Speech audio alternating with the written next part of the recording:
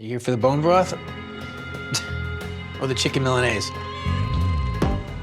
Hey everybody, it's Bobby Flay, and welcome to... Everywhere you look online right now, we're seeing variations of the same video. Ordering every single fast food burger. Every single fast food burger. Every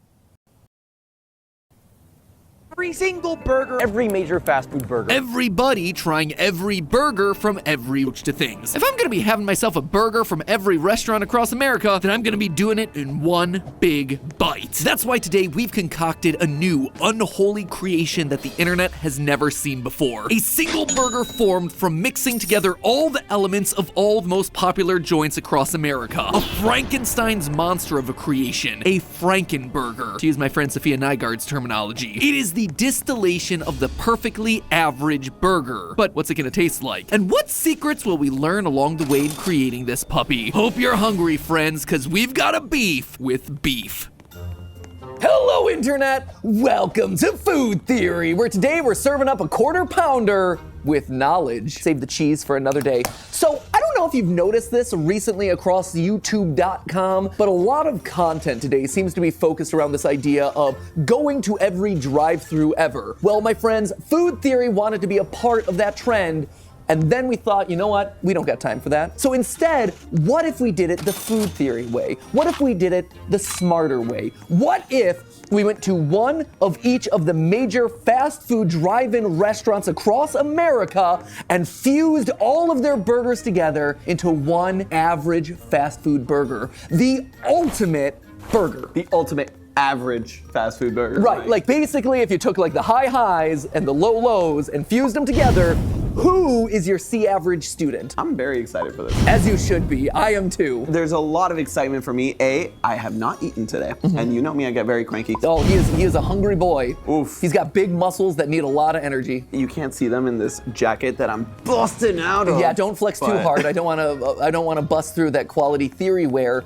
new FNAF merchandise, which is available via the merch shelf down below. Nice plug. Damn, that was smooth. I have practice. So goal one here is to just get a general lay of the land and not just identify who's got the best fast food burger, because that's been done to death. Oh no, friends, in true Food Theory style, we are overthinking this to a critical level. Fast food will never be the same. Nor will our stomachs. Let me introduce you to the contenders for today's episode, and then you can point out the ones that you haven't experienced before. Yeah. So we've got yourself, you know, your mainstream boys. You got your McDonald's, your Burger Kings, your Wendy's. We've got kind of your guys that have really surged onto the scene over the last couple of years, which is Five Guys. You got that ultimate classic, Sonic, fastest thing alive. You've got Hardee's or Carl's Jr., depending on where in the country you are. You've got Culver's, which is another one of those boys that looks like it's kind of surging through the rankings. And lastly, we have our regional favorite, which is Cookout. If we were filming this over on the West Coast, this would have been In-N-Out. Yeah. But because we're filming this one in North Carolina, we thought Cookout was a good example of that. I'm a creature of habit as well. So whenever I do have my cheat day that I have like fast food and I go all out, it's usually McDonald's. And I thought Sonic went bankrupt circa 2005. Wow. And so I'm really excited to try most of these. All right, so the way this is ultimately gonna break down is in three separate phases. Phase number one, what you've seen on YouTube 1,000 times before. We're gonna try all the different burgers and just give our general assessment of the full, complete package. Then for phase two, we're gonna look under the hood and look at the individual components of each burger. So we're gonna look at the bun, we're gonna look at the patty, we're gonna look at the toppings. Basically deconstructing the burger so we can get an analytical assessment of who's got the best individual elements there. And then finally in phase three, the monstrosity comes to life. We take all the buns, we take all the patties, we take all the toppings and fuse them together into one beautiful, beastly, disgustingly wonderful burger, the Frankenburger. Probably should have done this on Halloween. So without any further ado, I'm hungry, he's hungry, his muscles need feeding. Let's get to tasting. All right, let's just work our way down the line with a standard and a classic here, the quarter pounder with cheese. Now, Santi, what was the rationale for choosing these particular burgers? So we wanted to make sure to equalize them across the board. So we stuck with one patty. All of these will have onions, pickles, and the condiments that come as is. But because McDonald's has such an iconic sauce in the Big Mac sauce, we will be experiencing that here. Classic, iconic. I'm actually not a quarter pounder with cheese guy. If I'm going to McDonald's, I'm getting a single hamburger with only ketchup and pickle. That's it. Oh, we can't be friends. So this is really interesting. Usually when I'm eating burgers, I don't get the onions on them because the onion dominates the flavor of the burger. Yeah, I'm getting onion, I'm getting the Thousand Island. Everything else is kind of getting lost in the sauce. Funny enough, as it is, Big Mac sauce does not have Thousand Island in it. Get out of here! So the tang that most people think is Thousand Island comes from the white wine vinegar that they put in and the pickle juice. Wait, so what is McDonald's special sauce? They're gonna come after me for this. It is mayonnaise, yellow mustard. You can get fancy with the mustard, but keep it to yellow mustard, white wine vinegar, paprika, garlic powder, onion powder, pickle juice, and relish. And what you wanna do is really finely dice onion, mix it all in there. There you go, you got a Big Mac sauce. How do you know that? Because I make my own Big Mac sauce. That's awesome. Yeah, it's one of those things. People think that ketchup goes into it, but it doesn't. The red hue comes from the paprika. So if you ever see out there someone saying, oh, I got a Big Mac recipe and they bust out the ketchup, they're wrong. Next up is the Whopper.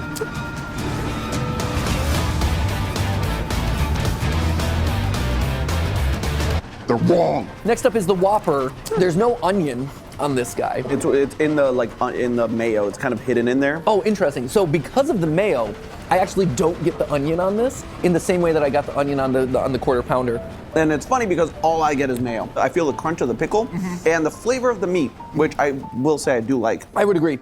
The mayo dominates the entire flavor of this, as well as that flame grilled flavoring that you get that is iconic at Burger King. It is an actual seasoning or some additive that's added into this to make it taste flame grilled. So we've been dunking quite a bit on Burger King over the last couple of episodes, and this one is no exception. Santi and I both remembered having heard at some point in our lives that the flame grilling flavor of a Burger King burger is actually an artificial seasoning added onto it after the fact. But we did some research and we actually found that the flame grill taste actually does come from real flame grilling. Statements from previous employees do verify that they take the frozen patties and cook them over a flame grill. Burger King even did a whole ad campaign to tell people that there isn't some sort of secret to their iconic taste. It is truly just real fire. So this time, I guess we owe Burger King an apology. It is the only time that I'll ever offer that creepy face an apology. Ugh, it is the stuff of nightmares. Wendy's. Excited for the square patty. Yeah, the flavor is off the bun, my friend. I probably shouldn't keep handing them to you.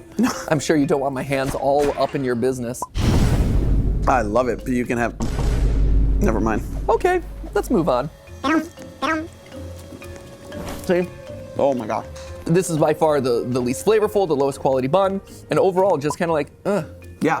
I don't love it. All right, next up, Five Guys. Now this one is a bit of an outlier because this is the only one not available through a drive-through, right? All the other guys here are like you could run through a drive-through and get it really easily. Five Guys is more of a fast casual, but because it surged on a lot of people's lists recently, because it was on our healthiest fast food burger that we did a couple weeks ago, felt like it should be included here. You remember Five Guys when it was just starting out? Yeah. Kind of. And maybe not just starting out, but Sure. just starting to hit the scene. I went there once and never went back there again because of how they served their fries. Dump it in the bag. Wait, you never went there again because of that? Yeah. What is wrong? Because it was with grease. you? They gave you a bag Yeah. full of fries Yeah. and grease at the bottom where the burger was like wrapped. So by the time you get to the burger, your hands are disgustingly greasy. The fries are just all over, and it's the bag of grease. It's a bag of grease. I know. Oh my gosh, that's the best part of Five Guys is the baglers. 1 hour later. And so you get like triple the amount of fries that you paid for as a bonus. It's so exciting. Like I look inside the bag and I'm like, wow, look at how many fries I've gotten that I didn't pay for. No. It's like free fries. I need a fry receptacle. I can't just have them free in the bag with no worries. No. I want them worried in a little cardboard thing. Agree to disagree, I guess, here. It is so much more flavorful and so much more explosive in your mouth compared to anything else. And even though there's mayo and onion on here, I feel there's a lot better balance of those flavors Yes. than any of the burgers that we've had so far. Yeah, this is cool. I like that. Well done. All right, now into the back half. And this is the territory where Santi is not familiar, so this is pretty exciting. Right here we got Sonic. Huh. That's really interesting. That pickle. That's all I'm getting. There's like nothing here. Same flavor combination as all the other guys, but I'm not getting a whole lot of flavor at all, period. Yeah, there's mayo, but it's not really giving me any flavor. Yeah, there's onions, but it's not really giving me anything. Yeah, there's meat, but again, kind of flavorless. I can feel the mayo, like from a textural standpoint, I know it's there. I feel the creaminess that it's delivering to the burger, but when it comes to flavor, there's just no flavor here. No. It's shocking. Not a strong start for the ones I don't know. Well, maybe you don't know them for a reason, right? True. It's because Sonic, like I said, not necessarily known for its burgers per se. Hardee's, on the other hand, it has the meat. Right. I mean, that's Arby's, but at the end of the day, Hardee's, you look across their menu, and they got two things. They got a bunch of big burgers, and they got a bunch of chicken sandwiches. And that is what they are known for. And they have a thick burger. Yeah, their whole thing is the thick burger. Hard bun.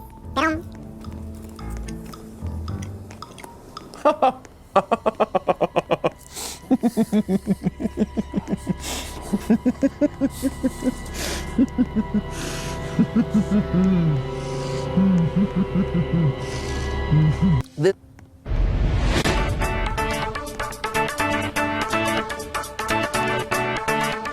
This feels like the bad version of the Burger King burger. Yes. It has the same like flame grilled style that it's going for, but 1,000 times less good. Santi and I both picked up on this flavor profile, and it turns out that it's largely thanks to the so-called charcoal-broiled cooking that Hardee's does with their patties. A process similar to the flame grilling of Burger King, but using char rock broilers. Essentially, with these broilers, you can put charcoal or lava rocks underneath to enhance the cooking and flavor of the burger. As fat from the patty drips onto the rocks, the smoke that rises back up should be rich in flavor, getting infused into the meat. But considering Hardee's is probably trying to remain as cost-efficient as possible with their process, the charcoal that they're using might not be the highest quality or might be used a little bit past its prime, thereby giving the patties here the unfortunate flavor that we witnessed. Charbroiled thick burger, more like charbroiled ick burger. I'll get better at these, I swear. So already you can see like this guy is definitely hanging off the bun with its flavor. I'm getting actual flavor from the meat. Whoa! Shocking. Everyone at this point, I can actually taste the burger and it tastes like meat. This feels like something that I cooked on the grill and then I slapped onto a bun, and I can taste the actual like realness of the meat, the cook of the meat. Like, that's cool. And last but certainly not least is the local favorite cookout. I like onion, I don't like it that much. It is a lot of onion. This is the first burger outside of the like charbroiled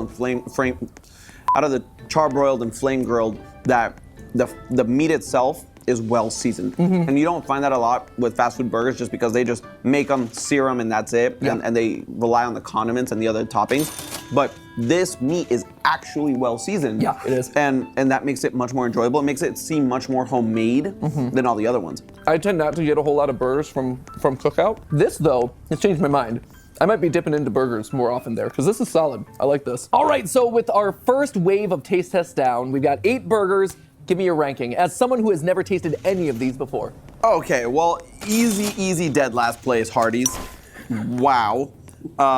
Sonic, I will put, second to last. I'm gonna put Wendy's in that spot. So this is where it gets a little bit harder. Sure. I think Culver's will have to go here with Burger King. These were kind of middle of the road. I did like Burger King more than I remembered. Yep.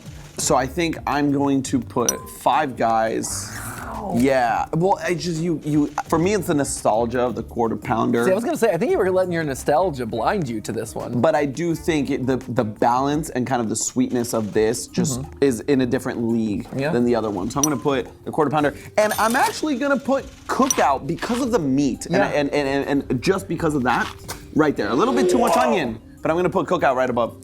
Wow. Yeah. That is wild. Congratulations to Cookout as the hometown hero. Right? So, yeah, I think this is the ranking I feel most comfortable with. I feel sad about McDonald's. I don't think you have to feel sad about McDonald's at all. I think they're doing just fine. I feel like I betrayed them. It's all right. You know what? Way to support a hometown hero. Yeah. You know, the local upstart. I gotta say, though, In-N-Out, that has nothing on In-N-Out. I know I'm that guy. Oh, he's being one of those California guys who stands In-N-Out way too hard. It's the truth. It's fine. The burgers are decent. The fries are terrible. That is not true. That is so definitively true. No. The fries let down that entire restaurant. The thing about In-N-Out is you have to get the fries well done. Until the fact you do that no. The fact that you're already saying that I have to do something special with the fries to make them palatable is not okay. It should not be on me as the consumer to make your product better. But that's the entire point of the place. You gotta find your customization for your burger. You gotta find your customization for your fries. You like them well done, extra toasty, salted, no salt. You gotta do all of that. And that's the great thing about In-N-Out.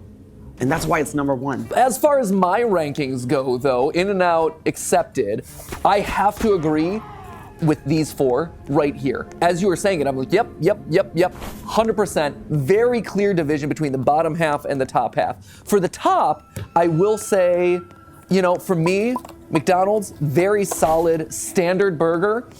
When I want a burger, though, I want it to be umami flavored. I don't want a whole lot of sweetness. So I feel like McDonald's, safe middle option. As I said when I was ranking it, you know, that flame broiled flavoring that they put on there, I like that better, so I'd always opt for a Burger King if they were just a little bit faster. And then between Cookout and Five Guys, really like the Cookout. Stood out to me a lot more than I expected it to, but a little bit too much onion, and the condiments weren't really mixing in as well as I would have liked, which means that Five Guys, the definitive number one for my rankings. I ain't mad at it. But again, I love the fact that we both agree there's a very strong division between the bottom four and the top four. And let's see if that holds true when we pick them apart. I look at this table and it makes me so happy because this is what I've envisioned for this episode. Anyone can do a fast food taste test and rank their burgers. Not everyone is gonna break it down by the component and tell you which is best based on each individual ingredients. This is type A to the max, which satisfies my little control-ridden heart so much. So since we've already tasted all these, we can speed through most of it, I feel like, but because we also have to do this like 4 times around the block.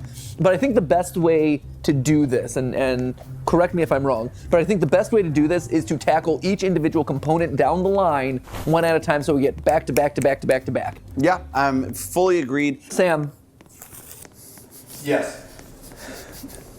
did you write it as Wendy's nuts? I did. Got him. You did. You did get them. Thank you. Thank you for that. I'm glad our team is so professional at all the time. That is bread. Totally fine. Which brings us to BK. Organic and dairy-free.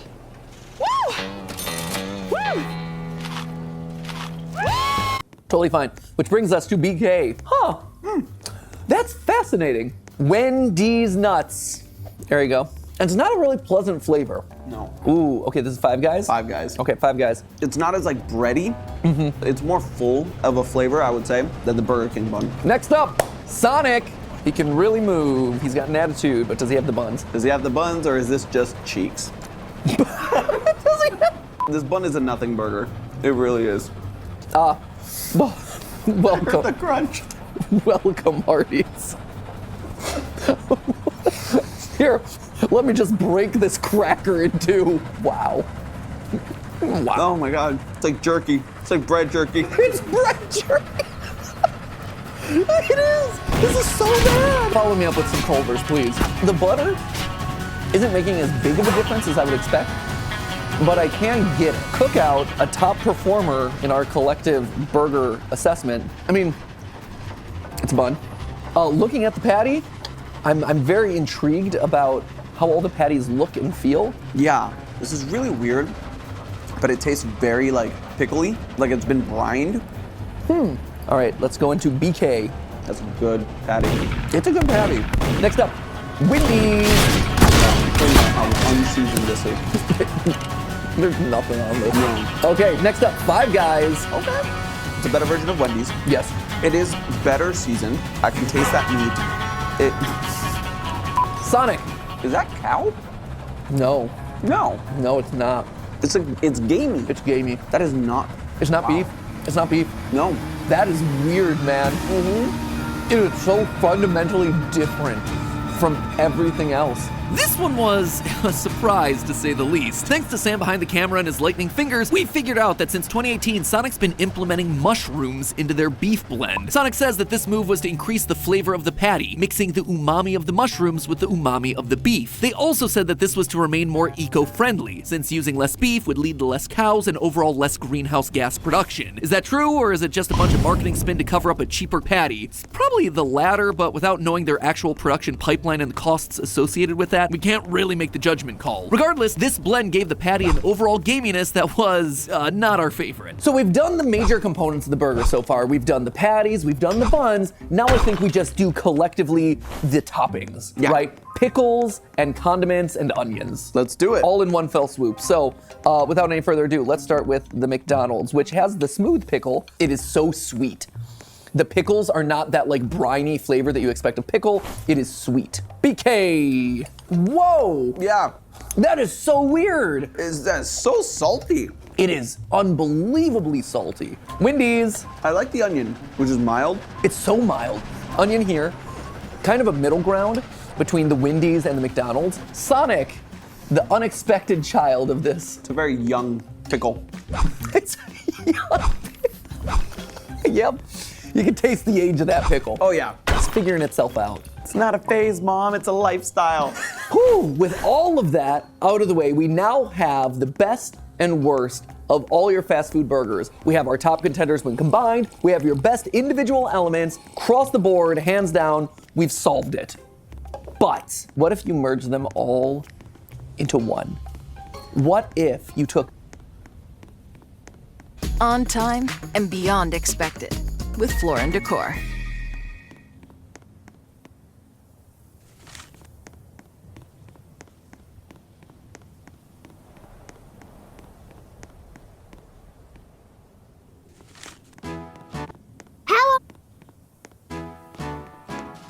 Hello, Internet! Welcome to Food Theory, and welcome to the North Carolina State Fair. Now, the State Fair is a tradition all across America, and what is even more iconic than the State Fair is actually the food that you find at the State Fair. Now, there's multiple members of Team Theorist that have never been to a State Fair before, especially this guy right here, Food Theory Creative Director Santi. Hello.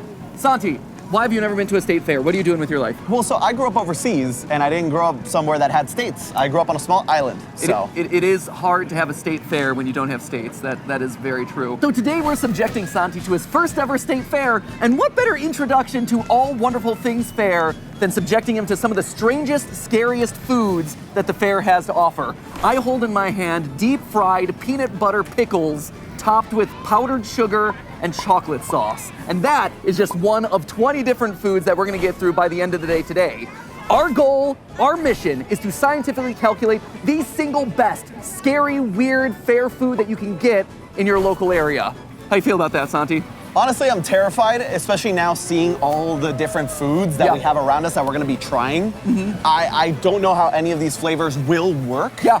So I'm really interested in trying them and then seeing why these things might actually work. So that, my friends, is our goal today. What is the scientifically best fair food for your dollar when you come to the state fair? So wish us luck. I think we have 5 other foods waiting for us at the picnic table over there that the rest of Team Theorist has gathered for round number 1. It's gonna be a weird, interesting breakfast, let me tell you. For this gut-punching experience, we tested 15 different iconic dishes, starting with round 1 here in a minute. But obviously, we didn't just dive into this one willy-nilly, eating things like Kirby on vacation. No, we had ourselves a rubric by which we were gonna measure every food to determine the scientifically best one. First and foremost, flavor. This one's pretty obvious, but it's not just about whether it tastes good. There are some foods that are so extreme and so out there that you can only get them at the fair. Extra mega bonus points for any times that you were able to merge flavors together that didn't seem like they should go together at all. Second criteria, portability. Am I gonna be able to eat this one walking around at the fair? And finally, the third part of the formula, barfability. How badly is this gonna make us wanna throw up when we hit the spinny, whirly, twirly rides? It is a fair after all, and if you're not going on the pop-up roller coasters with questionable safety regulations, did you really go to the fair in the first place? So, without any further ado, let's just dive into round 1, or in other words, our breakfast. All right, ladies and gentlemen, breakfast is served. We've got whatever this thing is supposed to be. This is rattlesnake topped with a venom sauce. Whatever that green thing is apparently the venom of the rattlesnake we're gonna be eating. Is it really the venom or is that just a branding? I hope to everything that it's not. The beauty of this episode is I've walked through state fairs for my entire life, and I've always been too scared to try a lot of these extreme foods. Because one, they sound disgusting, but two, they're also like expensive. So like, why would I pay for that when I can go, you know, buy like a chicken pita or a steak on a stick instead? So today, we're gonna try out all the things I've always been too scared to try and see just how good they are. This is chicken? It looks like it, but does. it's actually cookie dough. It's Oh my, oh. They literally gave us like half the roll of cookie dough. Amazing. that's dense too. It has a hefty boy. And then finally, what's this? This looks like a corn dog, but it's clearly not. Deep fried Snickers. Oh, deep fried, oh, that's, I like that of everything in front of us. The deep fried Snickers is the thing that's like the least extreme. I like that this is also arranged like, oh, here's our appetizer of deep fried pickle, followed by the main course of sushi and rattlesnake, and then there's your dessert. So, without any further ado, Santi, before this gets cold, really, I want to make sure that we dive into this quickly. Taste, how does it feel in your stomach, and is it gonna make you sick later? Yeah. Purina Puppy Chow and Kitten Chow. Highly digestible with sensitive stomach. No. No. No. Even when she handed it to us, you could tell she was skeptical. She also made sure not to take accountability for it. She's like, no, the owner made this. I just work here. I asked her where this came from, because it feels like some sort of like pregnancy fever dream. So for taste, what are you getting it out of 10? A 5. Because it is the first thing of the day. Yeah. It is a solid 3 for me. Sorry, it's just not working. When it comes to portability, like can I walk around the fair with this? This is a 1 right now. Get on it! Get on it! I gotta say, this is a 7. What? I'm not gonna be walking around the park. Do you not like, know how licking to my lick your fingers. face? How did you manhandle your pickle? And then lastly, how sick is this gonna make us when we're on a ride? No, how heavy is it in your stomach? This is gonna be an 8 for me in heaviness. It has to be for now. I was gonna say, this is probably a 6. I expect if I had more than just like a bite and a half, it would be probably closer to a 7 or 8. Maybe not the most auspicious start in terms of appetizer, but now, I love sushi. You love sushi? I love sushi. Let's take this old honker. This is from Raleigh Restaurant Bulgogi. They have restaurants and food trucks outside of the fair, and they've already asked us to coat this in barbecue sauce, and then your assignment is to dip it in the aioli for every bite. Ladies and gentlemen, just to pull back the curtain of this shoot, it is 9 a.m. She's confused. I am, but I like it. Right? It's really good. Okay, as long as you like it. I think this is great. If I didn't know that I have 18 more foods to try of varying degrees of disgusting, I would eat this whole thing immediately. This is fantastic. It's on a stick, and not just stick, a thematic chopstick. We went from a real low to a real high. In terms of taste, wait a second. I can't put anything at a 10 yet, but it is gonna be a 9 for me. Right, I was gonna say, like, this is a 9. Portability. It's on chopsticks. It's great, and it doesn't fall apart. That's the other thing. It's staying together as we bite into it. 10. I'd say like 9 again. Yeah. Probably 10, but like, you know, this is about as good as you can get. So let's say 9. And then lastly, how sick is this gonna make you? I would put this out of how sick it'll make me, like a 3. We should get on the same page about this. Yes. So on the sickness scale, is low good or is high good? Because Low is good, high is bad. You do realize that by doing that, it's making it incredibly complicated. If 10 is good in 2 categories, Fair and enough. then 10 is Fair not enough. is Fine. the So this would be a 7. 7. Yes. I Okay. agreed. I Fine. agree. We'll do that. I would say, yeah, 7 passes the roller coaster test. Yeah. Really solid. This Yeah. is so good. Oh man, I'm already so hyped about this. We are already starting at such a high. This is fantastic. Now, let's move on to, I think, maybe the dark horse of round 1 here, which is the rattlesnake corn dog. Spoiler alert, it was not the dark horse. It was fine, but it didn't really have the bite that I expected out of rattlesnake. In terms of taste, I'd say maybe a 3. I was gonna say a 2. In terms of portability, easy win. Corn dog. I think that's, corn dog, it's on a stick. That's like probably solid 9, just like the sushi roll. Yeah, I would give it a 9 as well. And then in terms of making me sick, does it pass the roller coaster test? I think it does solely on the principle of it being so mild. Yeah, probably about like a 5. I would give it a 6. So with our appetizer and main course out of the way for breakfast, and reminder, this is just breakfast. There are still 15 more foods coming down the pipe and probably coming back up the pipe eventually. We've got ourselves dessert round 1. This is what I initially thought was chicken, but is in reality cookie dough covered in white chocolate with maple bacon. And oh boy, they did not skimp on proportions, let me tell you. The cloudy white goo just slowly blowing in the breeze really gives me a lot of confidence on this one. Oh no, no, you had me until you lost me. Let me take you on my little flavor journey here. I'm eating cookie dough, and it's publicly acceptable. This is great. It's like a snickerdoodle cookie dough. Delicious, wonderful. And then eventually, my teeth found the bacon, and all of a sudden, my delightful little romp through cookie dough land became an awkward, chewy, gummy, meaty moment, and all the joy and love that I had in my heart for this dish went out the window. As soon as you bite into it, it's the same thing. I love cookie dough. I was like, oh, okay. But then there are like white chocolate chips in there. Yeah. That mixed with the bacon in my mouth was just weird. And there's like a weird bitterness that the bacon gives it. No, none of this. It is sticky, it is gooey, it is salty and meaty. It is none of the adjectives that you really want while walking around the fair. From a textural standpoint, not great. Join the QuickBooks users who have saved up to $6,000 in tax deductions. Sign up today and get 50% off.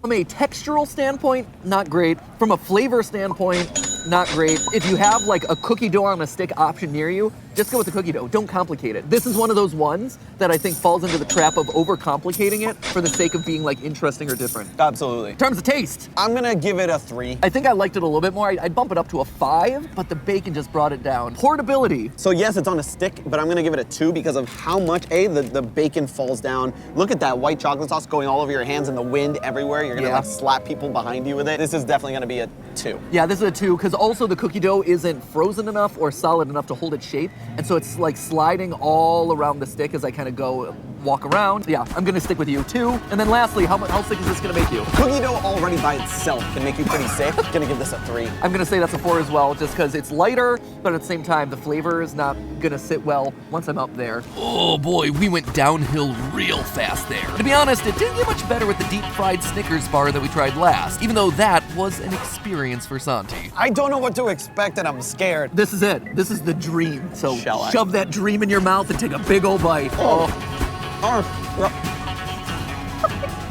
Dude, I don't want it.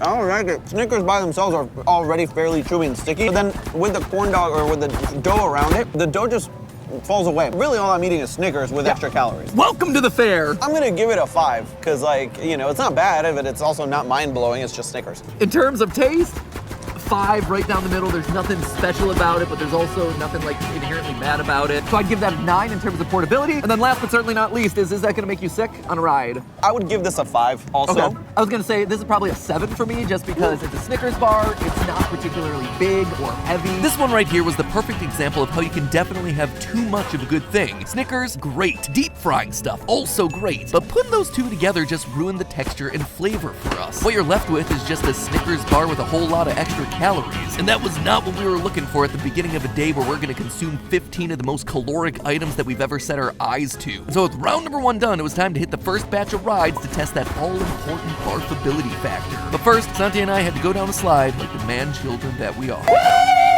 Oh my god, hold on. Oh my god, I'm gonna get caught. Oh, and spoiler, it is all downhill for Santi after this ride, but you'll just have to keep watching for that one. 2 rides down, our stomachs are starting to feel a little iffy. This one should push it over the edge. Let's see. No cell phones allowed, but what is allowed is third-party camera crews that stand outside, so get a good close-up of the face. I have a very strong stomach, though. I think after the second round of food is when we'll find some trouble. The second round. We're a 4th of the way through. A 4th. This was Santi's idea, by the way. Oh yeah. Like he's like, oh, you have a state fair. I want to go to the state fair. Can we do that? I'm like, yeah. Here's the thing. I know that I can't feel worse than I did after the energy drink GT Live that we did. The game that was one of the worst moments of my life. Wow. You say that. Yeah. You say that. It's too early in the day. It is hour 1.5 at this point. And food's 5. At this point, I was feeling pretty darn good, but Santi, he was feeling a bit off balance. Oh, you sweet summer child. So with the first round of rides done, it was time to sit back down and have ourselves our much-needed snack. So here we are, fresh off the rides, and how you feeling, Santi? I'm feeling it, man. Just a little bit. Like now that we've had a little bit of time, oh boy. Yeah, it's interesting. While I was on the ride, I wasn't feeling it, but now that I've had some time to settle off of the rides, I feel a bit uneasy down there, especially the pickle peanut butter. And I don't know how I can tell that that's the one that I feel, but something in my body is telling me like, oh, that's the one that's doing it right now. That was only the first 5. We got another 6 foods all lined up. Gonna wait for this tractor to go past, holding for tractor pull. Good luck, sir. Here we are, we got another 6 lined up. Again, broken down for our lunch here. We've got appetizer of hot Cheetos corn. We have a lot of donuts. This is the donut round. We have I'm noticing a lot of donuts here. We've got a donut burger. We've got just teeny donuts. What makes these guys special? These are Texas Pete donuts. So slathered in Texas Pete sauce. Okay, you're great. And we've got a deep fried pie. What is this, a deep fried pumpkin pie? Deep fried pumpkin pie a la mode. Actually, we're gonna start with this one just because everything's melting right now. Spoiler alert about the deep fried pumpkin pie here. It tastes like a pie from McDonald's. Yeah. It's good. I'm gonna give this a 7, and I'm not a sweets person. It's just very, very good for me. I'd say also 7, solid. When it comes to portability, I think the results speak for themselves. That's gonna be like a 1. Yeah, It's absolutely. Practically a 0. And then lastly, is that gonna make me sick on our next round of rides coming up here? So, I don't think so. So Correct. this will be a 9. I would agree. I think that this is totally safe. I feel good about this. Solid 9. All right, next up on round 2's reverse order, we got Texas Pete donuts. So spicy donuts. It's Pod's biggest sale in history. Save up to 30% on moving and storage until May 19th. And see why Pods is America's #1 container moving company. Whether you're relocating or renovating, save up to 30% at pods.com today. My palate is like the roller coaster we just rode. Sickening. Really? Do you like this? I don't hate it. Do I like it? Like is very strong. It's interesting. I'm not immediately disgusted by it. It goes from to to oh to ooh. I'm gonna say it goes like, huh, to to Have you ever accidentally gotten any sort of like cleaning product in your mouth? Yes. This tastes like that taste to me. I kind of like it. This is so far probably the biggest surprise. What say you, Santi, on the taste scale? I'm gonna give this a 4. Meanwhile, I disagree. I'm gonna give it a solid 7. From a portability standpoint, I'll give this an 8. yeah, it's not quite as seamless as a lot of the stick stuff that we saw in round 1. So I would agree. 8 feels about right for this one. And lastly, is this gonna make you throw up on a ride? Absolutely. This is a 2 on that scale. So that one I'm gonna go with maybe a 4. It shouldn't come as much of a surprise to anyone that the so-called donut round, it was kind of hit or miss. Aside from Santi and I not agreeing on the Texas Pete donuts, the Krispy Kreme burger was also a surprising disappointment. The mac and cheese bacon sundae, meanwhile, yeah, you heard that one correctly, the mac and cheese bacon sundae. Oh, buddy. Oh, buddy. Well, we're gonna go with not good on that one. But we weren't gonna let this round go without a surprise contender. Here, this one might be more up your speed. Santi tends to like himself some healthy food. So this is a fruit. It's a little pouch of water with a bunch of nerds. Look at me eating my fruit. This is my fruit portion for the day. It's like saying eating French fries is your vegetable. It's nice, it's light, it's packed with flavor. This is almost like an elevated version of like a gusher. This is phenomenal. Everyone's talking about launching humanity to the moon and things like that. No, this right here, solid win. Taste perspective, I kind of got to give that a 10. 10. Portability? Put it in your pocket, wherever you want. You can put it in your pocket. I'm gonna sneak out of here with those in my pocket. And then lastly, is this gonna make me sick? No, actually, straight 10s across the board. This is the yardstick by which everything else will be measured against. I know that there's still more episode to go here and more analysis to be done. But man, if this episode is dedicated to figuring out what is the scientifically perfect fair food, this is it. Yeah. This is it. That is round 2, ladies and gentlemen, which means that it is time for more rides and more fair excitement. Oh, God. You've got a giant pumpkin that you gotta go see. What? Oh, buddy, it is 2,000 pounds and it's gonna blow your mind. With our stomachs filled to the brim, it was time to push our limits once again on the Tower Drop and the Gravitron. Needless to say, this right here was not doing Santi's stomach any favors. I was feeling pretty good. Santi, though? Oh, no. I guess no amount of refreshing candied grapes was gonna outweigh the mac and cheese bacon sundae. And in case it wasn't clear what substituted for the ice cream in that quote-unquote sundae, potato, barely cooked potato. Not gonna lie, it's pretty funny how much he was struggling here because this was an episode that he himself pitched. But anyway, with that conclusion, we were able to find a nice quiet spot for our final round of food. Second round of rides, a bit rougher for Santi. That was not good. You were this close.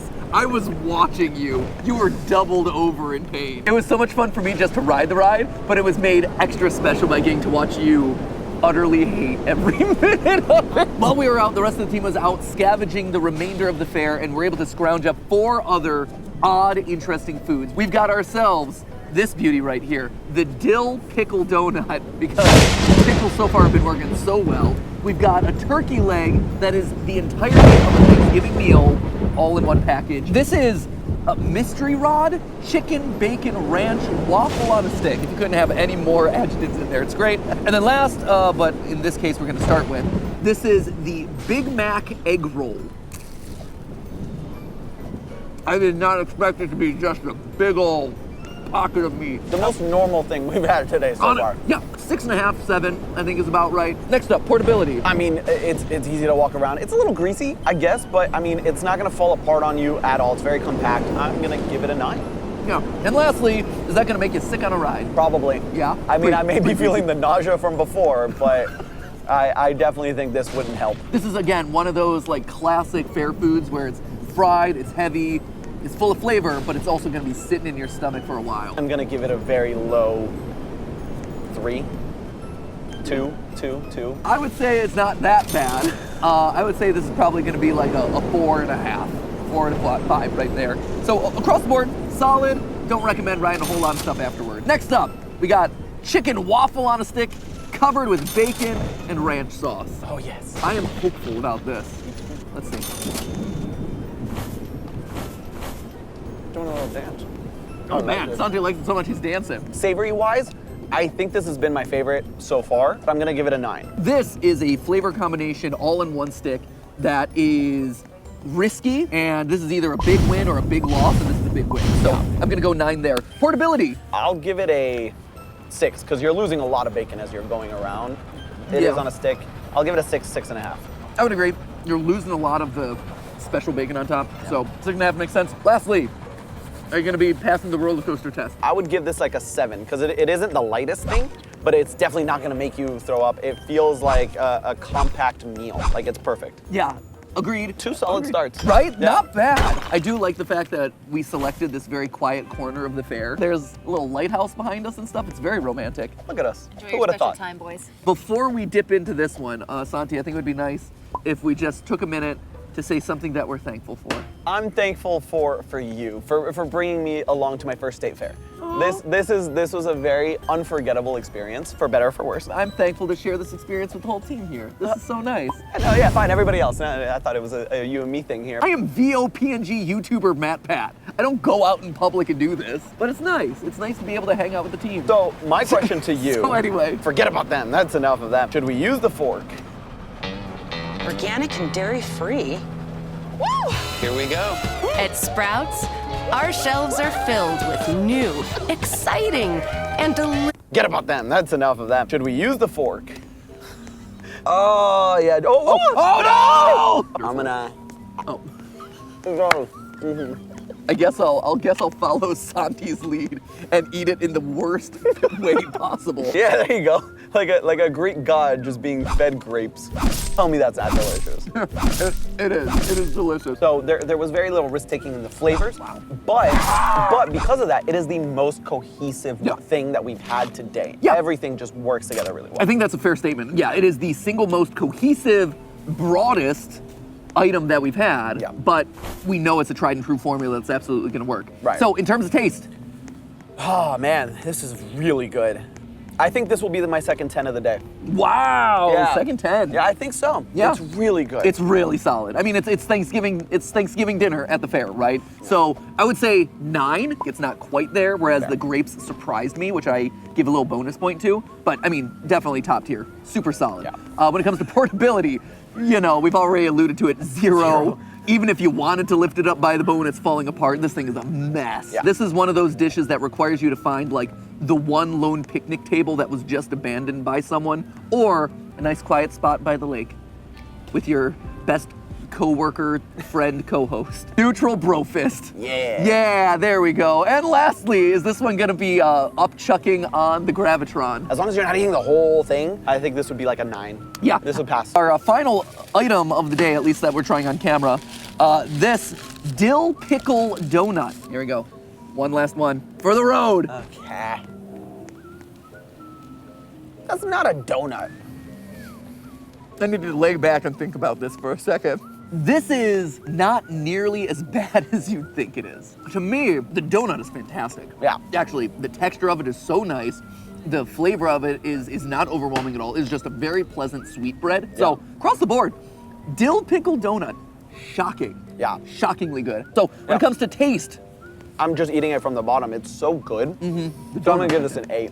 yeah, I think I gotta dock it a little bit for the top, which isn't doing anything for me, so I'm gonna knock it down to a 7. But still, solid performer, and I love the donut. Portability. I mean, gotta give it a 10. Like, it doesn't fall apart. It all sticks together. You can eat it with one hand. It's not falling over itself. I'm gonna say, yeah, I would actually agree with 10. There's no stickiness to it. There's no greasiness to it.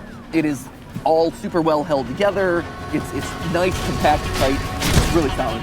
Lastly, when it comes to the roller coaster test, am I keeping this one up? Absolutely not. I'm gonna give this a 10. Yeah, this is absorbing everything in your stomach right now. This is literally a sponge for all the grease that I have from that Big Mac egg roll and everything else that we've had today. Like, this is a beautiful sponge that's really kind of neutralizing everything that came before. That really kind of brings us to the end of our fair experience. I went into this episode excited, but also like knowing that this was gonna be gross. But I think what this has shown me is that it pays to try new things, because at the end of the day, you might discover a new flavor profile, unlike anything you've ever had before, and something that you might just like, might be a newfound favorite. But hey, that's just a theory, a food theory. Bon appetit. Oh, it's so cute! But we also said goodbye too early because we still have to dive in and decide which fair foods are gonna come out on top. Now, we ate our way through too many dishes here to look at them individually, and some were obviously better than others, so we're just gonna be taking a look at our top 3 contenders in the flavor and barfability categories. The sushi on a stick from round 1, the candied grapes from round 2, and the Thanksgiving turkey leg from round 3. Although the turkey leg got itself the impressively bad and only 0 in the portability category in the entire competition, the strong showing in the other 2 categories catapulted it to the top over the likes of a donut burger, donuts with hot sauce, and literal venomous snake. To start off with our round 1 winner by a large peanut butter marred margin, the sushi roll. This deep-fried barbecue-coated Spam roll was the highlight of my breakfast, a sentence I hope I don't have to repeat anytime before I die. Flavor-wise, it was firing on all cylinders, and we may have been a bit biased considering the weak start that we had right before, but it was really something that everyone here enjoyed. So why then is this one not our clear-cut winner? Well, sure, rice and meat are fairly good for the stomach on the surface, and tempura batter is a better alternative than most other deep-fried batter since it uses less oil. Unfortunately, the dish was still fried, and fried foods are heavy in your stomach, and then you coat that with barbecue sauce. It is a recipe for up-chucking disaster. The high amount of fat in the deep frying process slows down the stomach, making you feel bloated, even nauseous, especially when you're on rides with questionable safety mechanisms. And then couple that with the high sugar content of the barbecue sauce, which can also lead to increased gas production and bloating, and suddenly the healthy components of this dish are canceled out. The other reason why this early favorite comes up a little bit short is because of the spicy mayo. Hot sauce is a stomach irritant. Mayonnaise is, once again,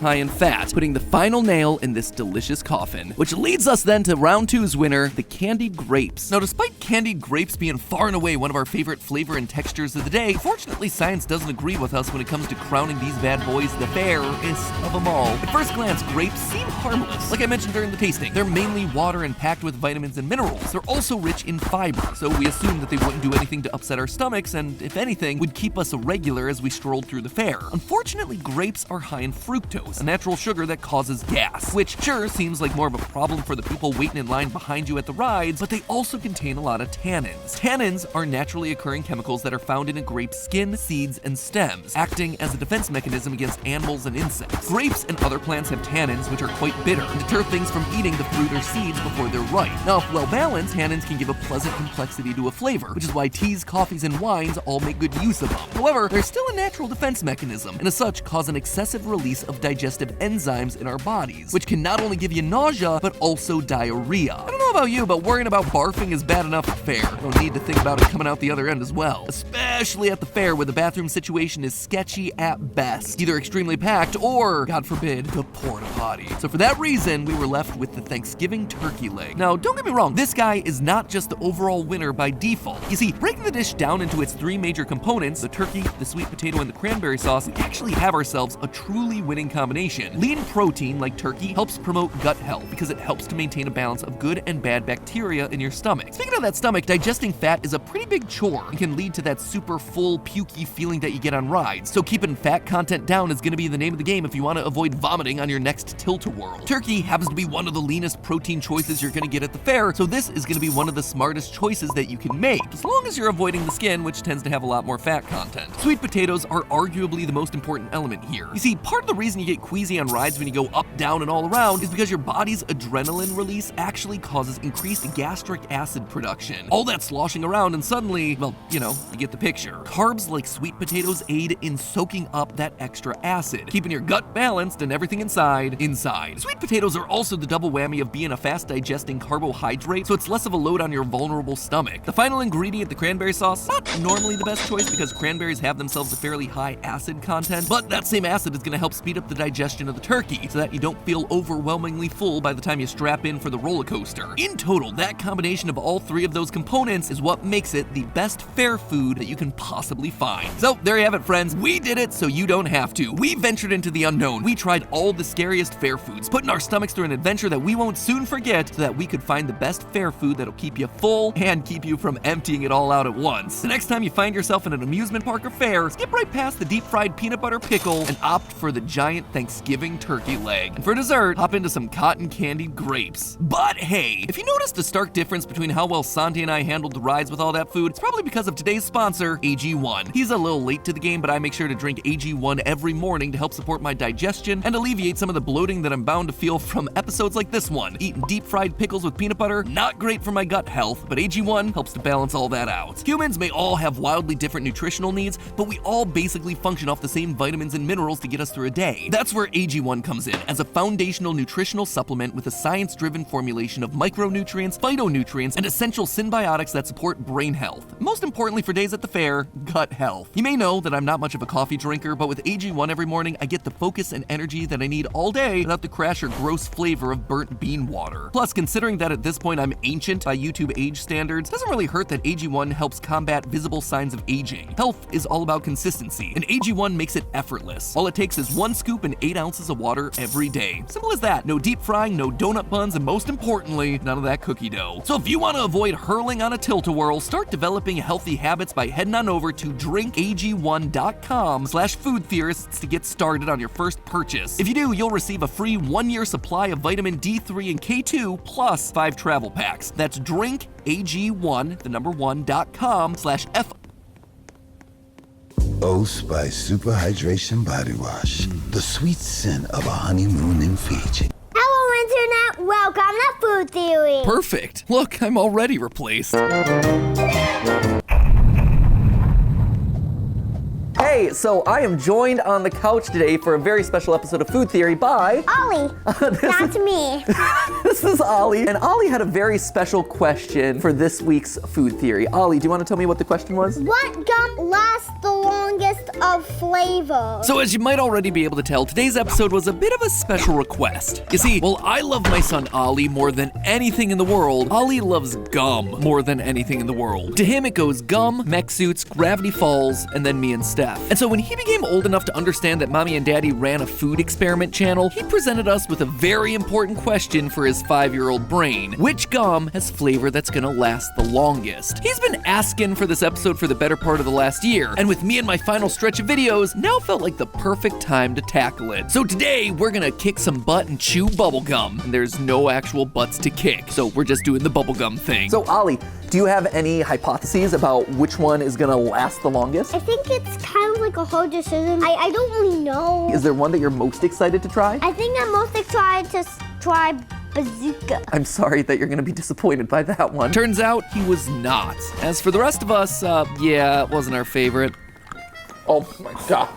Oh, I forgot what I remember. But I'm getting ahead of myself. Let's talk about today's experiment, shall we? Our goal today is to crown one gum as the ruler of the wad. And in order to do that, we're going to be evaluating 21 different gums across 3 major criteria. First off, we have flavor. How tasty is the gum? It's pretty self-explanatory. Next, we have texture. This is the mouthfeel and chewability of the gum. This grades whether a gum is comfortable to keep in your mouth or if it feels like you're gnawing on a spare tire. Finally, we have ourselves time. This is the length of time that it takes for the sticky gum to lose its flavor and become a bland piece of goo that you just want to spit out. Seeing as this is the criteria that Ali was so intent on exploring, he's devised himself the perfect means of testing it. How about we set a timer for like how long the gum's flavor lasts, so we like know how long, and you could pause the timer when I spit out the gum. You can tell that he's been thinking about this episode for a while. Also, let's be clear so we're all on the same page. I recognize that this whole episode was just his backdoor way of getting us to buy tons of gum to have lying around the house. Anyway, per Ollie's instructions, me, Steph, and HR department extraordinaire Rachel are each gonna be chewing every piece of gum and timing it. That way we can average out our scores to best estimate the average chew time for each brand of gum. And since we're dealing with so many different types of gum today, we're actually gonna break things down into 3 separate rounds. Round 1 is dedicated to gum targeted at kids. I'm talking about all the Hubba Bubbas, the Bubbliciouses, the bubble tapes that you remember from your childhood. Round 2 will be for gums that are marketed towards adults. And finally, there's round 3, which will be the Wacky Bracky, where we take all the oddball gimmick gums like green apple flavored gummy paste or gum cigarettes, and they're all gonna duke it out for their shot at the title. Once we've tallied up all the scores for each gum division, the top 3 gums will head to the final round, where they'll be judged by none other than Ollie himself. Which one will earn the coveted Ollie seal of approval, and which one will have their bubble burst? Today is certainly a mystery that'll give us plenty to chew on.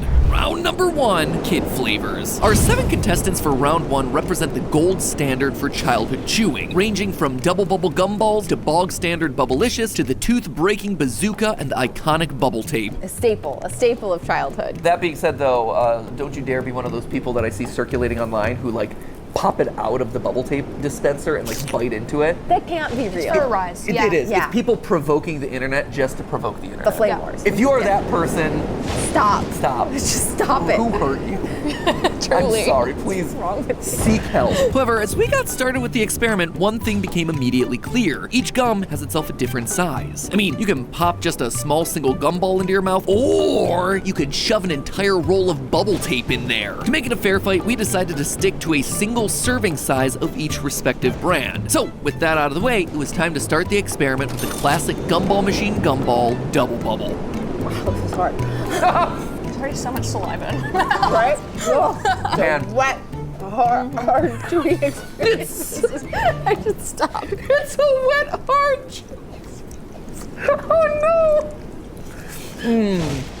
Oh, we're already off to a great start here, friend. We had literally just started the episode, and already the suggestive puns were popping up all over the place. I'm really enjoying my artificial cherry over here. It's very artificial. It's very little cherry. I'm already losing it. I was gonna say, that being said, It's going we are fast. definitely on the down arc. We are less than a minute in. And it's like gone. It's going down fast. Yeah. Wow, it's going down fast. But it is a workout. I feel my jaw. It is a small ball, but it is a hearty ball. It's a small ball, but it's a hearty ball. Slap that one on my gravestone. Anyway, 2 minutes later. A lackluster 90 seconds.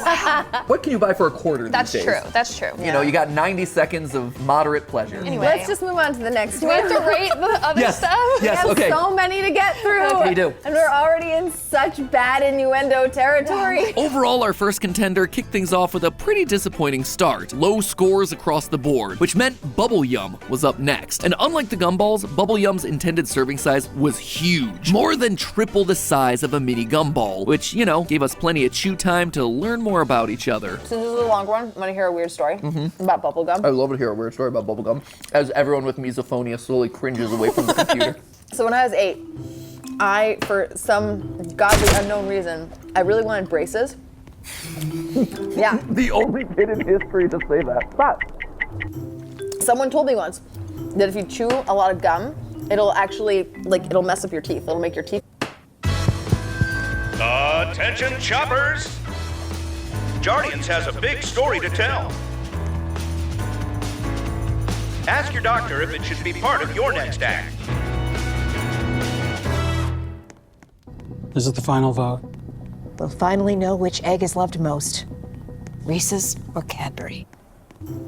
Someone told me once that if you chew a lot of gum, it'll actually, it'll mess up your teeth. It'll make your teeth crooked, which I'm sure is a complete lie. But when I would chew gum, this wasn't that often, but if I would chew gum, I would purposely try and tangle it around in my teeth to try to make my teeth more crooked to increase the likelihood that I would get braces. I'm so sorry to my parents who probably spent $12,000 trying to fix my teeth.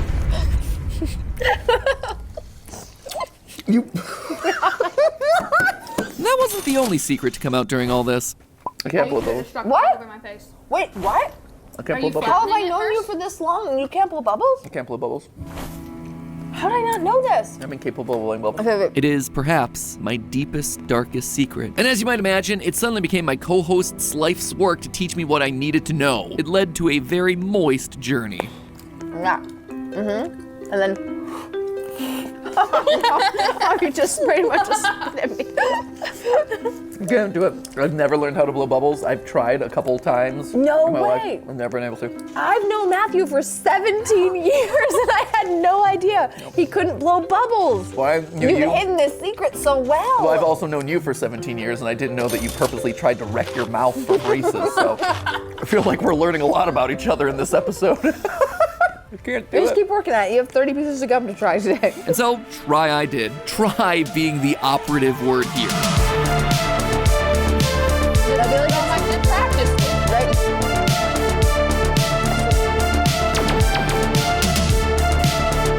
Oh, you got Bubblicious coming up too, so. Did I get some? I heard some pop. I heard some pop. Did I do it? Try it.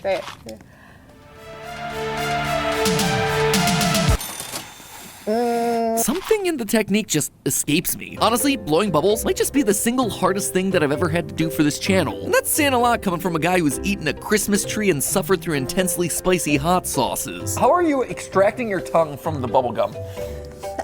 It's a great question. What do you mean? The tongue doesn't stay in there. I have a hard time You getting set my it up tongue on your out. teeth. You flatten it out. Have we mentioned that Rachel is our HR department? There it is. Rachel from HR. Once my tongue has been inserted, I have a really hard time pulling it back out. I think practice makes perfect, you know?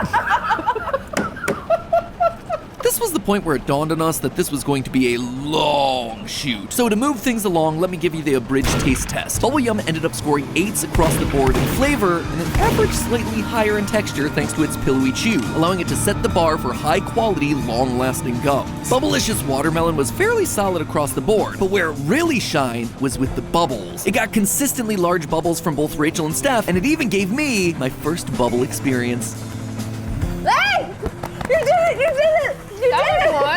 That counts, right? Now, for any of you who are like me and are incapable of getting a bubble to form, I looked up the science and technique for mastering bubble bending. For starters, make sure you're chewing bubble gum and not chewing gum. I didn't know this until doing research and prep for this episode, but not all gum is capable of blowing bubbles. You see, both types of gum are composed of 4 main components. There's the gum base, which is historically derived from gum tree resins, but are now mostly made with synthetic rubber. There's a softener that prevents the gum from becoming too hard on the shelf. There's sweeteners like sugar or aspartame, and then finally there's the flavor agent that gives the gum its distinct taste. What makes bubblegum special though is that it has more elastomers in its gum base than chewing gum. On a molecular level, elastomers are long chain polymers that give materials an elastic quality. In order to get a bubble out of bubblegum, it's recommended that you chew out most of the flavor. This is because the sugary flavor of most bubblegums make the gum stiffer. Chewing out the sugar then unshackles the elastomers and gives them the chance to really stretch. Once the gum is soft and it's lost its sugar, the trick is to flatten out the wad of gum using your tongue and the roof of your mouth. Then it's a matter of creating a pocket of air to enter with your tongue. Next, you'll want to breathe out slowly. I didn't know this at the time, but you're supposed to blow from your diaphragm. If you just blow from your lips, you're gonna end up turning that wet wad into a projectile. Follow these tips, and the results will speak for themselves.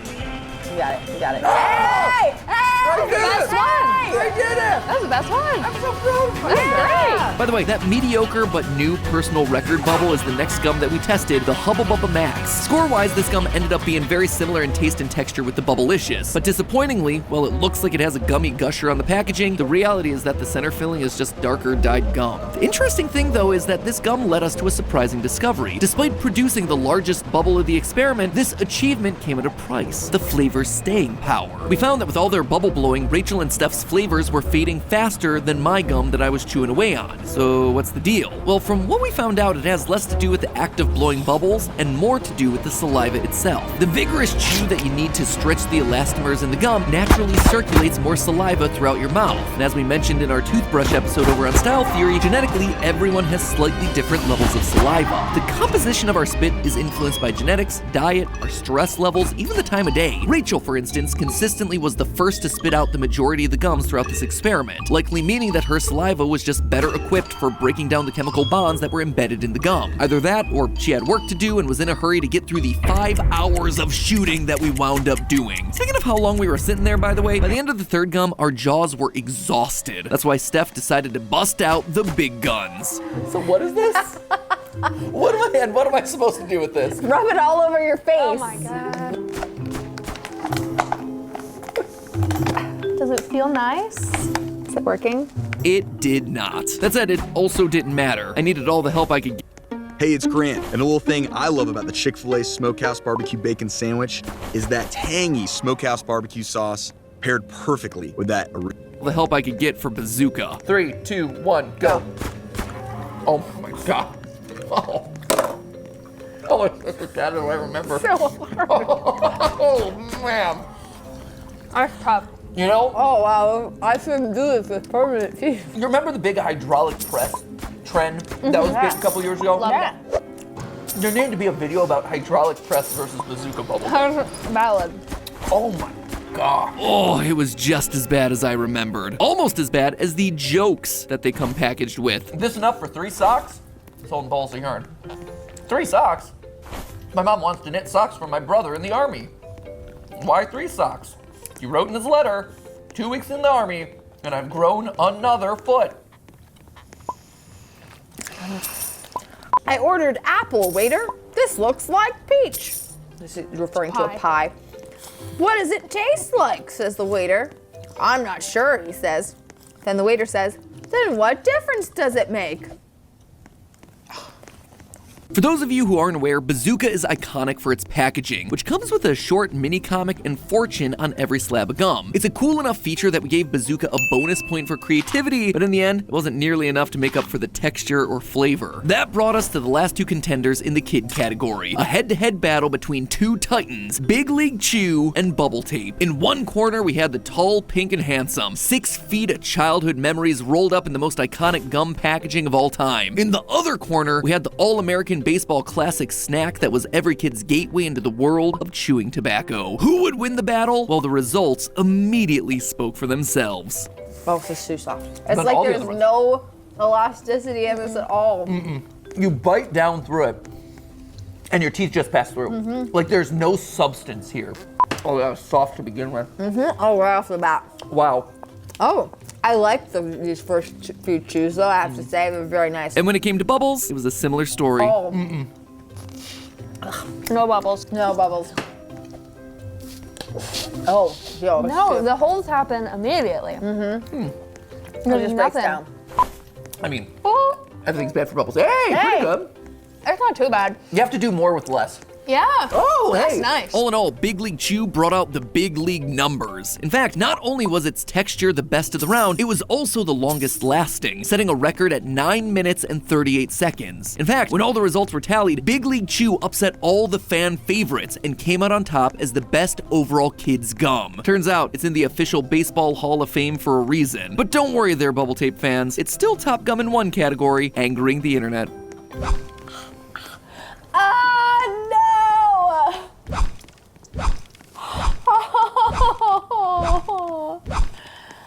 It didn't deserve that. None of us did. Round number 2, adult gums. As we headed into the adult gums, little did we know that we had a lot more chewing to undertake. It turns out that these chewing gums retain their flavor much longer than their bubblegum counterparts, like double the time in most cases. And the worst part of it all is that a lot of the gums just ended up being very similar across all 3 categories. Luckily, you don't have to sit through the 2 hours of endless chewing that we had to. So while Matt passed is chewing the day away, let's just talk about what's going into these chewing gums and why they're so different different from the first batch. You see, most of these adult gums are recommended by 4 out of 5 dentists. That struck us as a weird fact, so we decided to dig in. Turns out it has to do with the sugar substitutes. Sugar-free gum can actually help protect your teeth from cavities. A natural sugar alcohol called xylitol is usually added to sugar-free chewing gums in place of sucrose. The reason why sugar is bad for your teeth is that the bacteria in plaque metabolizes it into acid that burns cavities into your pearly whites. But the bacteria in plaque is unable to use xylitol as a food source. Adding insult to injury, xylitol also increases the amino acids and ammonia levels of plaque, which further neutralize plaque's acidic qualities. By curbing this harmful bacteria's growth, xylitol prevents tooth decay and bad breath. In addition, chewing gum after a meal increases saliva flow to your mouth, washing away additional food debris that would otherwise stick to your maw and feed that bacteria. Oh, and if you think you're missing any vital action while I'm sharing you all this, don't worry about it.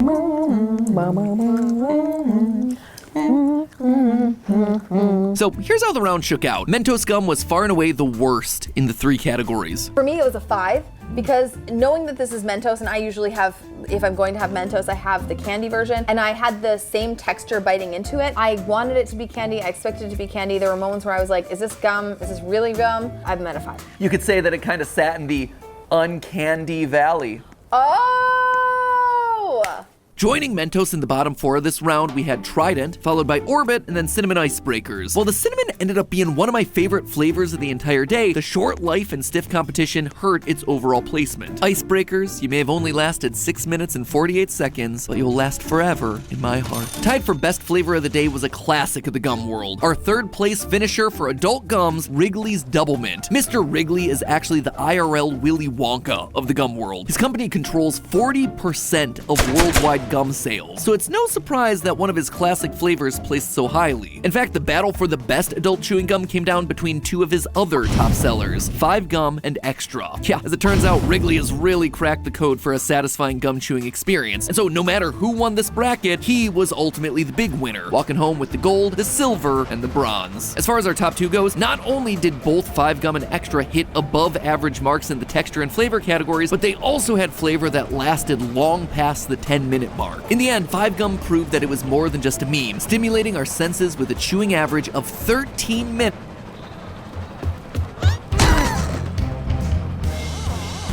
Make every wash count. Safe like repair, safe like replace. Nobody likes a cracked windshield.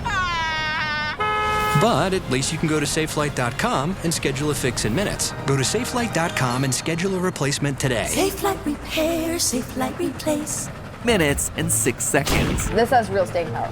5 Gum. Last 10. Now that the boring dentist approved adult round has itself a champion, let's check out what the wacky bracket has in store. Round number 3, wacky bracket. So these are gums that just don't quite fit into the other categories. They're a little bit off the wall, which was a nice change after the 2 hours of monotonous chewing that we were left with for round 2. On our sampling platter, we had mini Chickles, Gum Fries, Glee all-natural chewing gum, the fruit-shaped seedlings, spruce tree gum, gummy gel, and even more tobacco propaganda in the form of candy cigarettes. And let me just make one thing clear right at the top of this round. Practically all of these sucked. While the mini Chickles were fun, their tiny size also brought tiny flavor. But I'd rather a small amount of flavor any day compared to whatever flavor the Gum Fries were trying to serve. Oh, I'm eating dry powder that is supposed to be sweet, but is like 3 doors away from sweet. Not only is the flavor diminishing pretty quickly, but it's actually getting worse. The flavor is changing and becoming more and more synthetic. I don't use the word heinous too often in my life. This is heinous. It tastes expired. Fortunately, the fries didn't have much staying power, meaning that I could cleanse my mouth with the healthiest chewing gum brand that we could get our hands on, Glee. And right away with Glee, you could tell that it was the healthy option. 100% natural, no plastic. What? I say it's plastic. No artificial colors, no artificial flavors, no artificial sweeteners. This is cane sugar, gum base, which is the chicle, Candelia wax, citric acid, brown rice syrup, gum arabic, natural flavors, strawberry, raspberry, and blueberry, radish.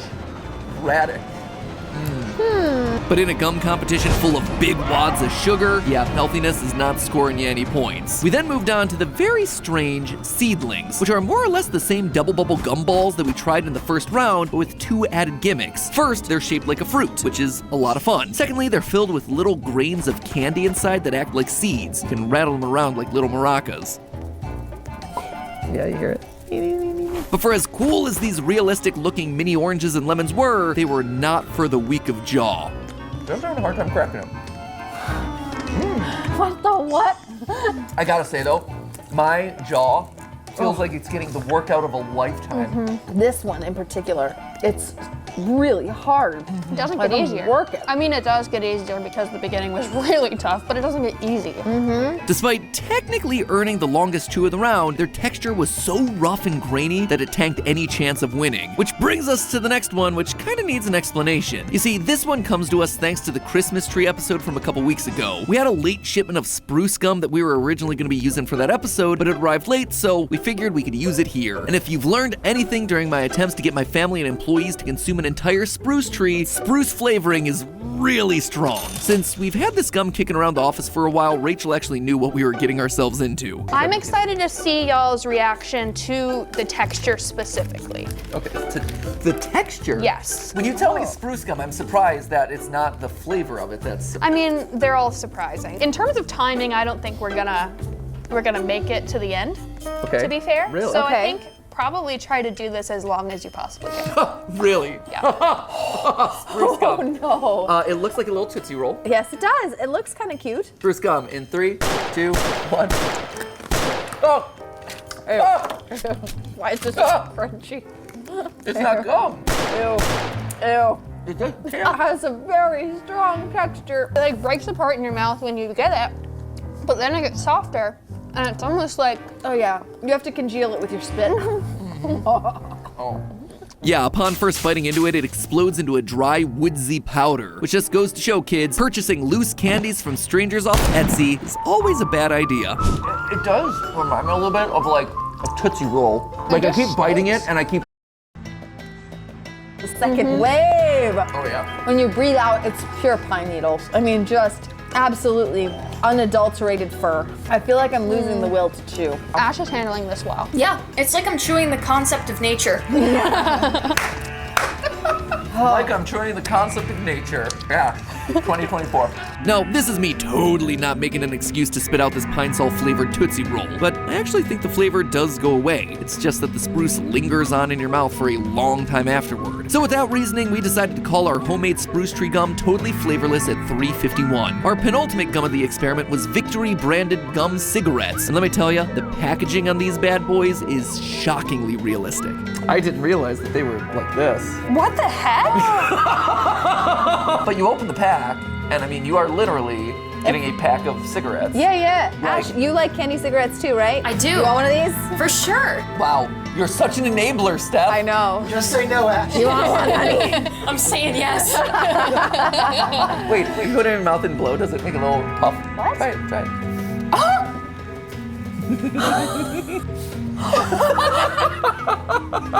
Is it supposed to do that? Did you know it would do that? I vaguely remember it from Are my you kidding? childhood, yeah. Yeah, you only get like one out of it. No way.